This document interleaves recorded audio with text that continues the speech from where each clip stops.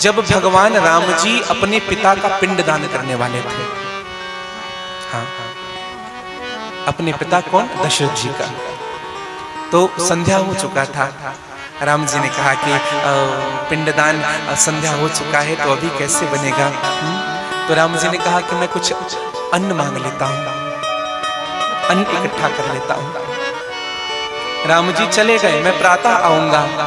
लेकिन राजा दशरथ जब स्नान करने के लिए जब सीता मैया जब प्रातः गई तो राजा दशरथ ने मां सीता से कहा, बेटी मैं नरक चला जाऊंगा, बेटी मुझे विलंब हो रहा है, मेरा पिंडदान कर दे। शास्त्र कहता है मेरे भाई बहन, अभी रामकुंड में कथा हो रही थी तो किसी बहन ने हमको एक प्रश्न पत्र लिखा था कि गुरुजी क्या बेटे ही अग्नि संस्कार कर सकते हैं? क्या बेटी ही पिंडदान कर सकते हैं? क्या बेटियां नहीं जा सकती? मेरा कोई भाई नहीं है, मेरा कोई परिवार नहीं है, तो हम क्या करें? मेरी बड़ी इच्छा है। तो मैंने निवेदन भी किया था, पूर्ण रूप से अधिकार आप मत लीजिए। भाई नहीं है, आपके चाचा जी हैं, गोत्र में कोई है, या किसी श्रेष्ठ ब्राह्मण से अग्नि संस्कार करवाइए, हाथ स्पर्श आप कर सकते हैं। निवेदन करना आपसे। तो पिंडदान मां सीता ने किया। हाँ, पिंडदान किया है मां सीता ने। जिस नदी में पिंडदान गया जी में जो रेत है, उसी बालू को उठा करके 4 पिंड बनाए गए। 4 पिंडदान किया गया। सबसे पहले गौ माता को, दूसरा ब्राह्मण को, तीसरा उस नदी को, और चौथा राजा दशरथ को। पूर्ण हुआ पिंडदान। भगवान राम जी पधारे। राम जी ने कहा पिंडदान हो गया। हाँ?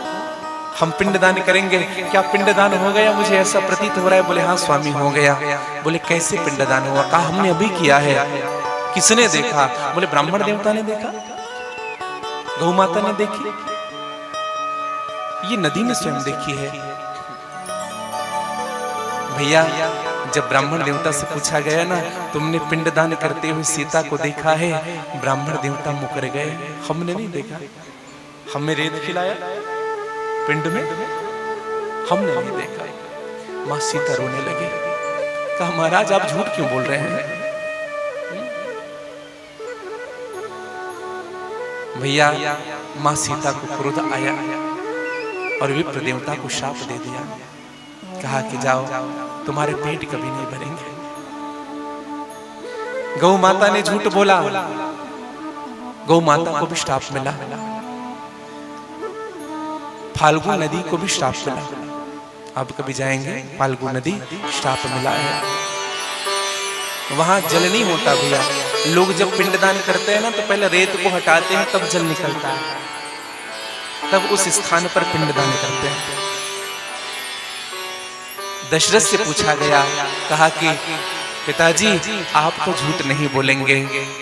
और जो ये बात कही ना, दशरथ जी स्वयं प्रकट हो गए और उन्होंने सीता जी के उस सत्य बात का प्रमाण दिया है कि हाँ मैंने सीता के पिंडदान को स्वीकार किया है। मध्य से हाथ निकला है। और भैया आज भी ऐसा प्रमाण है कि गया जी के मध्य में जाकर के लोग पिंडदान करते हैं आज भी।